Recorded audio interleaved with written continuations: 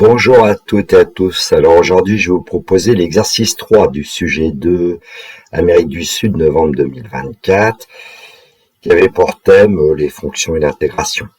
Dans le descriptif de la vidéo, vous trouverez un énoncé corrigé en format PDF ainsi qu'un lien vers mon blog, où vous pourrez trouver divers documents de maths spécialité, de maths experte notamment. L'énoncé, partie A. On considère la fonction petit f définie sur l'ensemble des nombres avec grand R par f de x égale x carré moins 4 facteur d'exponentielle moins x. On admet que la fonction petit f est dérivable sur grand R et on note f' sa fonction dérivée. Question 1. Déterminer les limites de la fonction f en moins l'infini et en plus l'infini. Question 2. Justifier que pour tout réel x, f' de x égale moins x carré plus 2x plus 4, facteur d'exponentielle moins x. Question 3. En déduire les variations de la fonction petit f sur grand R. Partie B. On considère la suite in définie pour tout entier naturel n par in égale intégrale de moins 2 à 0 d'x puissance n exponentielle moins x dx. Question 1. Justifier que i0 égale e carré moins 1. Question 2. En utilisant une intégration par partie, démontrer que in plus 1 égale moins 2 à la puissance n plus 1 e carré plus n plus 1 in. Question 3. En déduire les valeurs exactes de i1 et de i2. Partie C. Question 1. Déterminer le signe sur grand R de la fonction petit f définie dans la partie grand A. Question 2. On a représenté ci-dessous la courbe C de f dans un repère orthonormé au vecteur i, vecteur j. Donc, vous avez la figure qui est juste en dessous.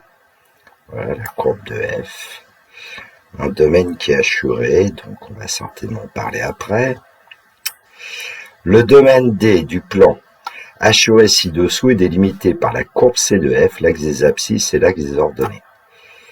Calculer la valeur exacte en unité d'aire de la grand S du domaine grand D. Voilà, alors l'idéal évidemment c'est de prendre feuille et stylo, de chercher cet exercice. La correction dans quelques instants en ce qui me concerne. Partie A, question 1, déterminer les limites de la fonction f en moins l'infini en plus l'infini. Alors j'ai rappelé que pour tout réel x, f de x égale x carré moins 4, facteur d'exponentielle moins x.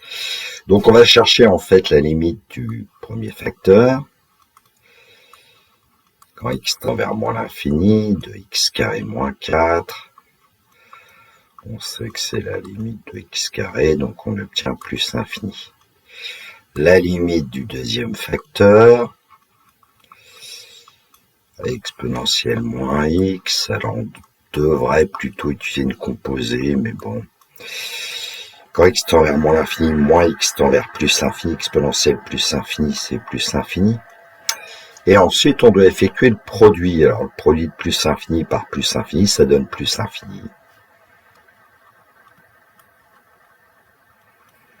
Donc, on va obtenir que la limite quand x tend vers moins l'infini, d'x carré moins 4 facteur d'exponentielle moins x est égal à plus l'infini. Évidemment, c'est par produit. Et donc, on va pouvoir conclure que la limite quand petit x tend vers moins l'infini de f de x est égal à plus l'infini.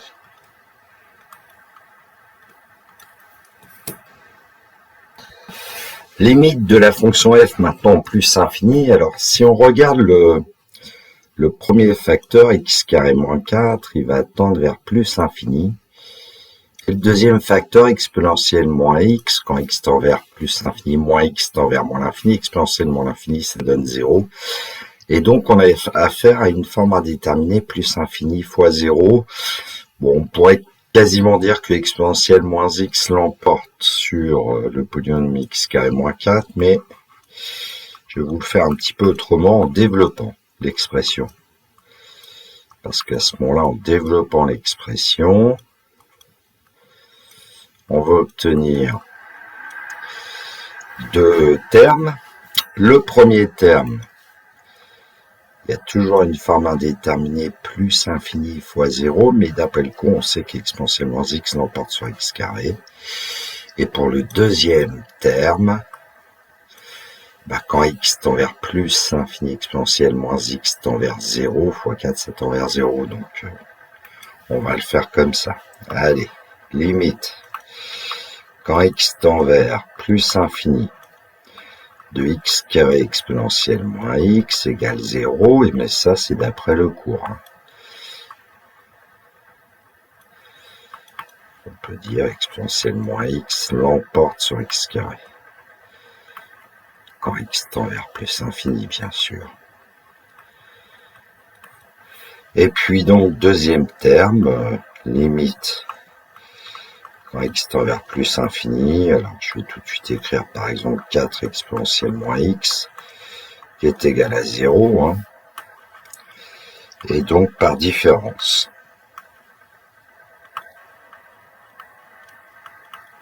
Eh bien, x carré exponentielle moins x moins 4 exponentielle moins x, c'est 0 moins 0, donc ça donne 0, et donc on va pouvoir dire que la limite quand x tend vers plus l'infini de f de x est égale à 0.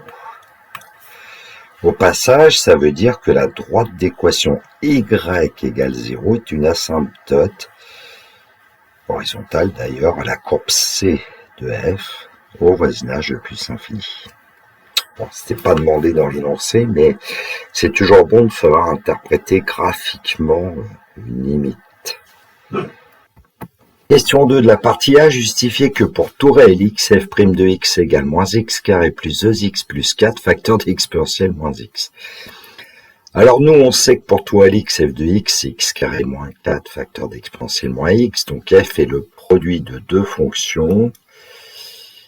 Premier facteur x carré moins 4 et deuxième facteur exponentielle moins x. Et donc on peut dire que f s'écrit sous la forme u fois v. Et puis on connaît une probabilité de cours qui nous donne f', c'est u' multiplié par v plus u multiplié par v'.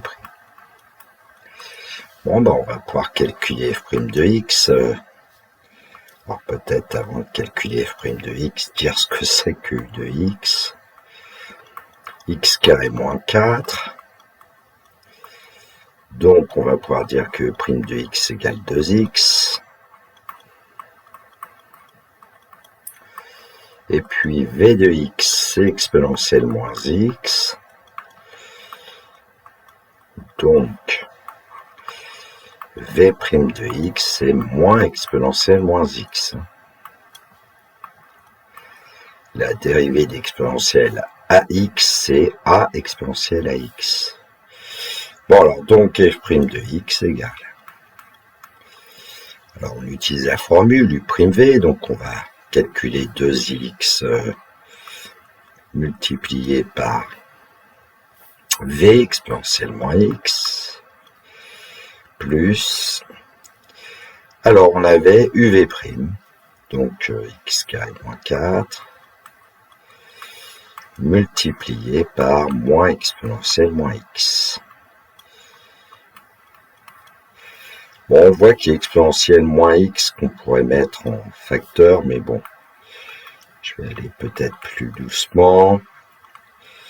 On va commencer par dire que c'est 2x exponentielle moins x, moins x carré moins 4, exponentielle moins x. Donc f' de x va être égal à... Alors si on met exponentielle moins x en facteur, on va obtenir 2x moins x carré plus 4. Et donc f' de x est égal, alors on va ranger le polynôme du second degré, donc on va obtenir moins x carré plus 2x plus 4, facteur d'exponentielle moins x, on va échanger les deux facteurs qu'il y avait précédemment. Et on obtient bien le résultat attendu.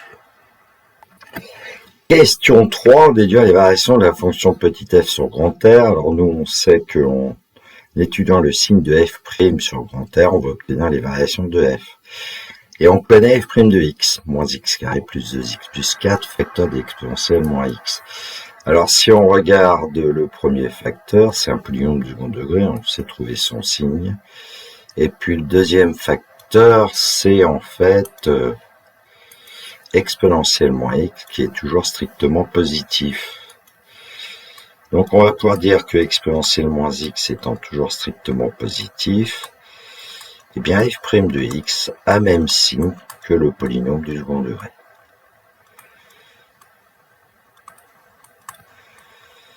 C'est-à-dire moins x carré plus 2x plus 4. Bon, on va poser petit a égale moins 1, coefficient de x carré.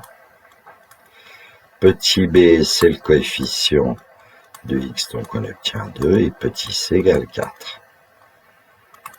Bon, on va calculer le discriminant, delta, b carré moins 4ac.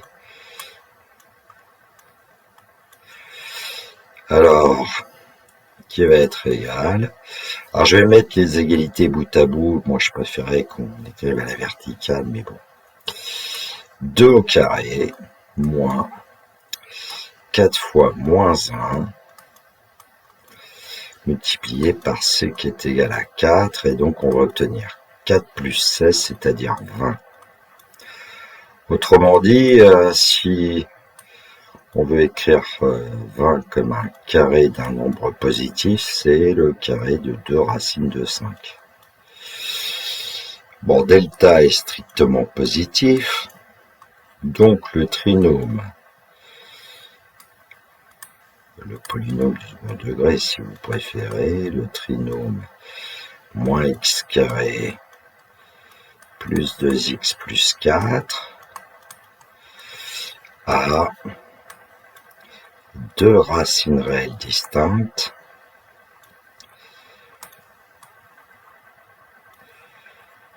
qu'on va appeler x1 x2.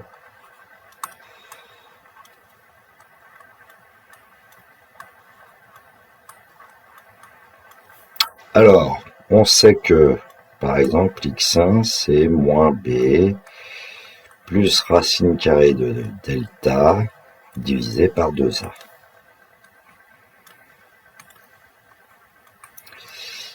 C'est-à-dire ici, alors comme a vaut moins 1, le dénominateur vaut moins 2. Et au numérateur, moins b donc va nous donner moins 2. Et puis plus 2 racine de 5. Allez, on va échanger les signes du numérateur et du dénominateur. Faire un tout petit peu attention à ne pas faire des erreurs de signes a priori. Donc 2 moins 2 racine de 5. Et en mettant 2 en facteur au numérateur, on va finir par obtenir 1 moins racine de 5. Bon, il faut faire le même travail qu'x2, mais en fait, on va trouver le conjugué de 1 moins racine de 5. Donc, je vais dire que x2, c'est 1 plus racine de 5.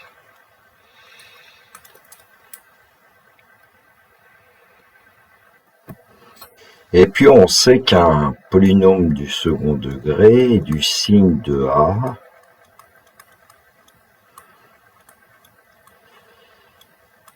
qui vaut moins 1 ici, sauf entre ses racines.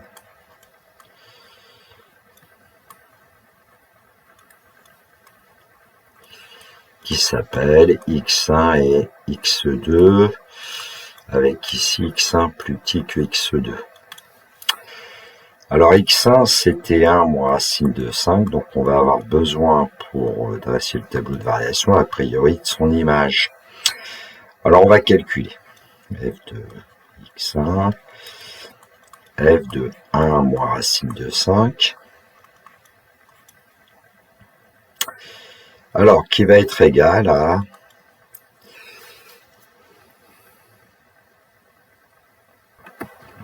1 moins racine de 5, le tout au carré moins 4, exponentielle de moins 1 moins racine de 5.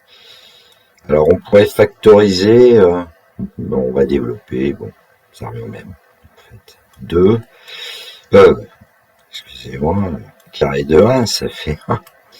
Moins 2 racine de 5, le double produit, plus 5, moins 4. Alors, facteur de exponentielle, on pourrait l'écrire par racine de 5 moins 1, qui est l'opposé de 1 moins racine de 5. Et donc, on va obtenir 2 moins 2 racine de 5.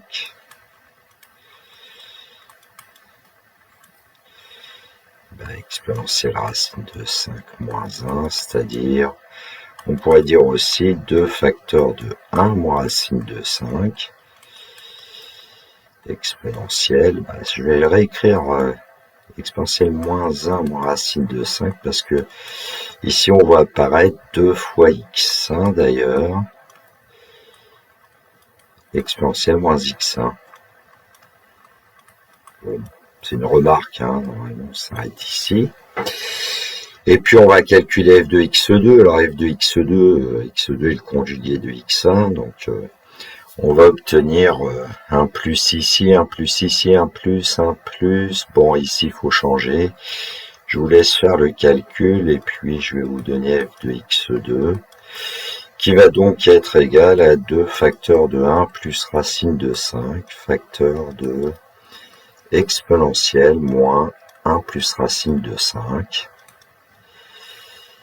Et puis on peut constater que f de x2 est aussi égal à 2x2 facteur de exponentielle moins x2. Bon. Petite remarque. Il nous reste à dresser le tableau de variation de la fonction f. Alors, on sait que f' s'annule en x1 et en x2. On avait dit que le polynôme de second degré était du signe de a égale moins 1, sauf entre ses racines. Donc, on va obtenir le signe. Bon, ensuite, il suffit d'indiquer quand même la limite en moins l'infini de f. On avait trouvé plus infini, la limite en plus infini de f. On avait trouvé 0. Et puis là, je me suis contenté de mettre f de x1 et f de x2, puisque les expressions sont un petit peu lourdes pour les images de x1 et x2. Question 1 de la partie B, justifier que i0 égale e carré moins 1. Alors, on nous disait que quel que soit n appartient à un grand N, in est égal à intégrale de moins 2 à 0 d'x puissance n exponentielle moins x dx.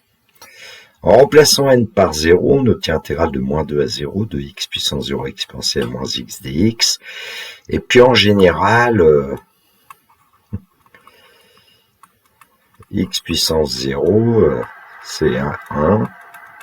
Et quand je dis en général, en fait, c'est sauf pour x égale 0 a priori. Et justement, il y a une borne de l'intégrale qui vaut 0, et donc 0 puissance 0, ça peut poser un problème, c'est pas défini.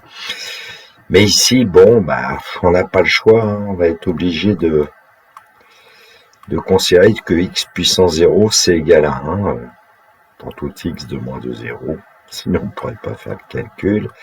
Bon, ça pourrait se justifier, mais c'est hors cadre du programme de terminale. Donc, on va faire comme si c'était bien l'intégrale de moins 2 à 0 d'exponentielle moins x dx. Une primitive d'exponentielle moins x et moins exponentielle moins x, dont on va calculer la variation entre moins 2 et 0. Donc, i0, pour calculer, on va d'abord remplacer x par 0. Ça va nous donner moins exponentielle moins 0. Ensuite, moins exponentielle moins 2, qui donne 2. Et donc, i0, ça va être moins 1, puisque exponentielle 0 vaut 1, plus e carré, qui était bien le résultat attendu, même si c'était écrit i0 égale e carré moins 1. Question 2, en utilisant une intégration par partie, démontrer que in plus 1 est égal à moins 2 puissance n plus 1 e carré plus n plus 1 in. Alors nous, on connaît IN, c'est intégral de moins 2 à 0 dx puissance n facteur d'exponentielle moins x dx. J'ai rajouté le multiplié parce qu'on nous demande l'intégration par partie. Et puis ici, par exemple, je vais partir de IN plus 1, intégrale de moins 2 à 0 de x puissance n plus 1, exponentielle moins x dx. On va considérer qu'il y a une première fonction x puissance n plus 1, ensuite une deuxième fonction exponentielle moins x. Alors, comment utiliser une intégration par partie ici? En plus, dans le résultat qui est demandé, il y a IN à la fin, donc on va plutôt dériver le polynôme x puissance n plus 1 et puis intégrer exponentielle moins x. Donc, je vais écrire la formule d'intégration par partie de la manière suivante. Avec a et b de réel, par exemple, c'est l'intégrale de AB. Alors, on veut dériver x puissance n plus 1, donc on va dire que c'est u de x, et puis en fait, ici, exponentielle moins x, on va l'appeler v' de x. Allez, dx égale, on sait que c'est la variation du produit de u et de v entre a et b, et puis moins l'intégrale de a à b, et puis on l'échange ici, donc u' de x, v de x dx. Donc voilà ce qu'on appelle l'intégration par partie. Alors il y a des conditions sur les fonctions, hein. U et V évidemment doivent être dérivables sur l'intervalle AB, et puis U' et V' doivent être des fonctions continues sur l'intervalle AB. Alors en général, ils y sont dérivables, c'est-à-dire que on peut vérifier que U et V ici sont 2 fois dérivables sur l'intervalle AB. Bon, ce qui est le cas des fonctions mises en jeu, x puissance n plus 1 et exponentielle moins x. Bon, alors essayons d'appliquer cette formule d'intégration par partie avec petit a égale moins 2 et petit b égale 0. Alors, c'est peut-être bien de préciser les choses. Donc, nous avons u de x et x puissance n plus 1. J'aurais pu colorier un petit peu, hein, u de x et puis v' de x. Donc, on va avoir besoin du prime de x qui est n plus 1 x puissance n. Bon, v' de x, on a choisi exponentielle moins x. Et donc, une primitive d'exponentielle moins x est moins exponentielle moins x. Plus, a priori, une constante. Et la constante, on va la prendre égale à 0 ici, on va voir que ça va bien marcher. De ce fait, on va obtenir IN plus 1 égale, alors évidemment, vous n'avez plus sous les yeux U, V, U', V', on va essayer de le faire quand même directement. On sait qu'on garde au départ la première fonction, x puissance n plus 1, et puis on multiplie par une primitive de la deuxième. À calculer entre moins 2 et 0, moins l'intégrale entre moins 2 et 0, et là on prend la dérivée de x puissance n plus 1,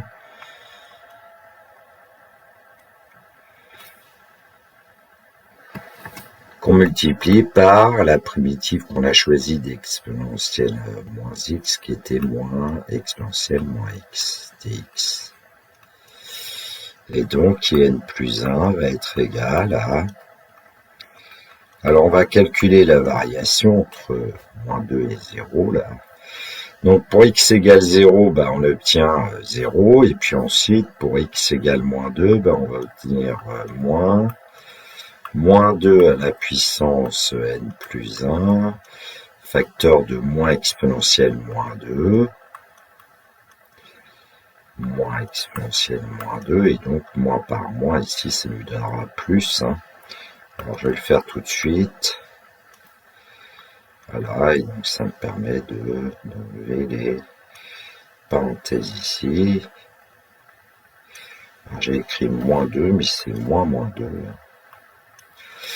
Moins Et puis là, on va pouvoir par linéarité placer n plus 1 en facteur. Et comme on avait un moins avec un moins exponentiel moins x, ça va donner un plus n plus 1 intégrale de moins 2 à 0 de x puissance n multiplié par exponentielle moins x dx. Et on voit qu'on a fait apparaître ici n. Et donc, n plus 1 va être égal à, eh bien, moins 2 à la puissance n plus 1 e carré plus n plus 1 in.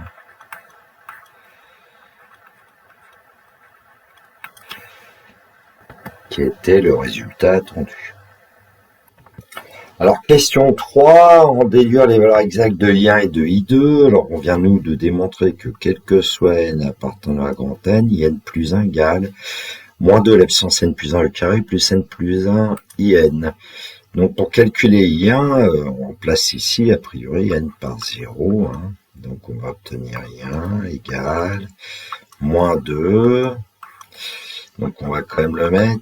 Pour n égale 0, I1, c'est moins 2 à la puissance 0 plus 1, c'est-à-dire 1, e carré, plus 0 plus 1, c'est-à-dire 1. Bon, je vais écrire 0 plus 1 quand même. I0, donc on a besoin de I0, mais on l'a calculé dans la première question.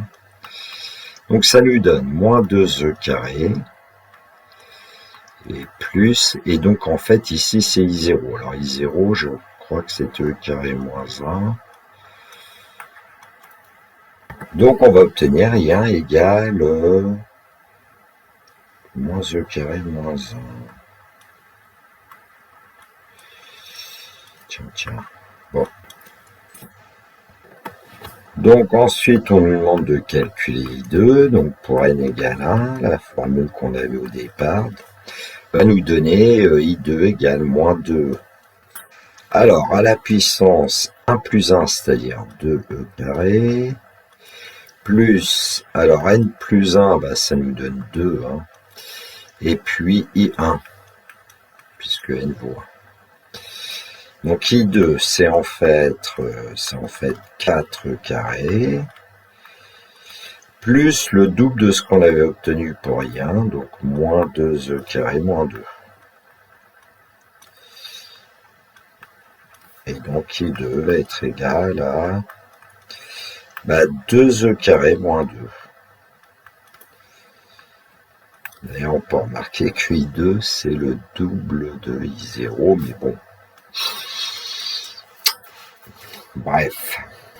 Question 1 de la partie C. Déterminer le signe sur grand R de la fonction petit f définie dans la partie grand A, et on sait que f de x, x carré moins 4, facteur d'exponentielle moins x. Alors, exponentielle moins x est strictement positif, donc f de x a même signe que x carré moins 4.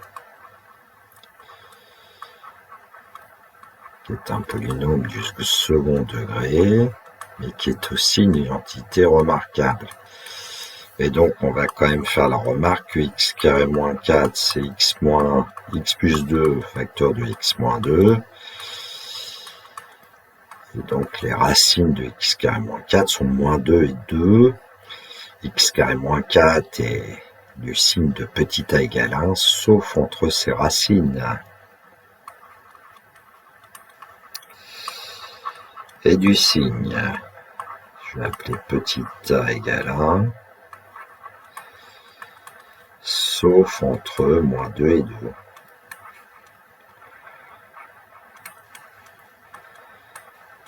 Bon, avec tout cela, on va pouvoir dresser le tableau de signes de la fonction petit f. Hein.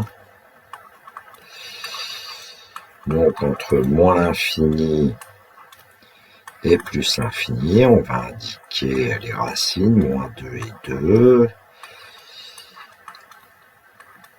Et puis, utiliser le fait que x carré moins 4 est du signe de a égale 1, donc est positif, sauf entre moins 2 et 2.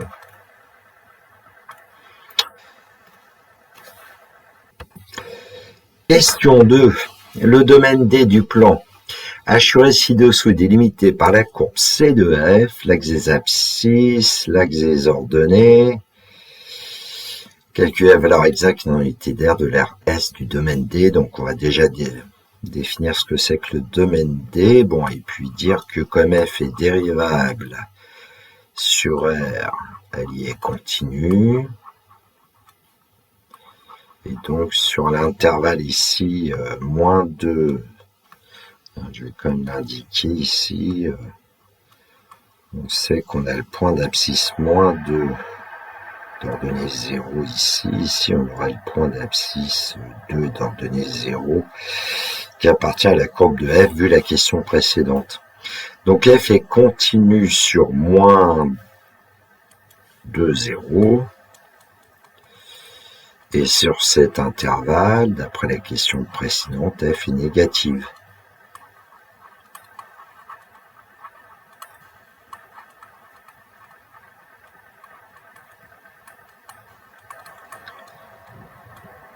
D'après C1. Bon, alors, comment on va définir l'ensemble D? On va pouvoir dire que D, c'est l'ensemble des points M de coordonnées x, y du plan, tel que x est compris entre moins 2 et 0, et puis y est supérieur égal à f de x et inférieur égal à 0. Avec des abscisses, l'équation y égale 0. Et puis on a la courbe de f. Bon, bah dans ce cas-là, comment est-ce qu'on calcule l'aire du domaine D? Bah, c'est l'intégrale de moins 2 à 0. Et puis ici, bon, je sais pas comment on l'a vu en cours, quand la fonction f est négative, on peut dire que c'est moins f de x dx, ou bien prendre la fonction la plus grande moins la fonction la plus petite. Bon, tout ça c'est en unité d'air ici, donc en unité d'air qu'on note parfois UA. Bon, on va calculer cette intégrale et puis on aura l'aire du domaine D. Alors, grand S, c'est l'aire du domaine D, donc grand S, c'est l'intégrale de moins 2 à 0, de moins f de x dx, donc grand S, c'est l'intégrale de moins 2 à 0, et puis ici, on va pouvoir mettre 4 moins x carré, exponentielle moins x dx, puisque f de x, c'était x carré moins 4, exponentielle moins x.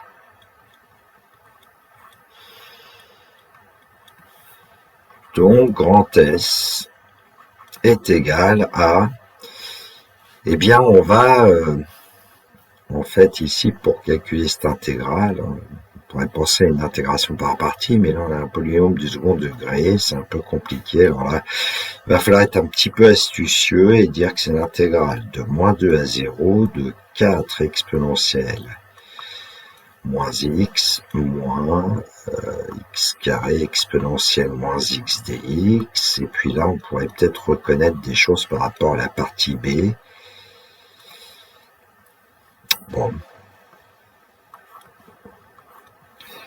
Et donc, on va couper l'intégrale en deux. On va dire par linéarité que grand S, c'est l'intégrale de moins 2 à 0 de 4 exponentielle moins x dx moins l'intégrale de moins 2 à 0 de x carré exponentielle moins x dx.